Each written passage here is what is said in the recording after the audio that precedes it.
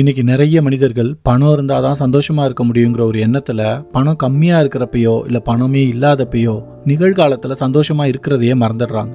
ஆனா பணத்துக்கும் சந்தோஷத்துக்கும் சம்மந்தம் இருக்கான்னு கேட்டா என்னோட அனுபவத்துல நிச்சயமா இருக்குன்னு தான் சொல்லுவேன். அது எப்படின்னு வீடியோவோட பிற்பகுதியில் சொல்றேன்.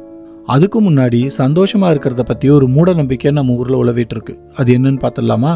என்னைக்காவது நம்ம கொஞ்ச நேரம் ஜாலியா சிரிச்சிட்டா போதும், உடனே நம்ம வீட்டில் உள்ளவங்க சொல்லுவாங்க, ரொம்ப சிரிக்காத, இப்போ இவ்வளோ சிரிச்சா உடனே உனக்கு ஒரு கஷ்டம் வரும், அது ஒன்று அழ வச்சிடும்.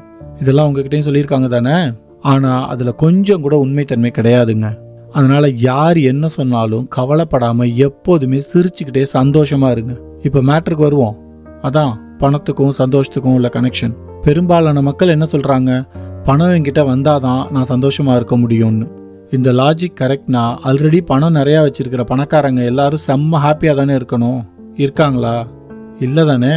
நீ தானேப்பா சொன்ன பணத்துக்கும் சந்தோஷத்துக்கும் சம்மந்தம் இருக்குன்னு. இப்போ ஏன் எங்களை குழப்புறன்னு டென்ஷன் ஆகாதீங்க. இப்போவும் சொல்கிறேன், அது ரெண்டுக்கும் சம்மந்தம் இருக்கு. ஆனால் நீங்கள் நினைக்கிற மாதிரி பணம் வந்தாதான் சந்தோஷம் வருங்கிறது இல்லை, சந்தோஷமாக இருந்தாதான் பணமே உங்ககிட்ட வரும். இது இந்த பிரபஞ்சத்தோட எழுதப்படாத விதி.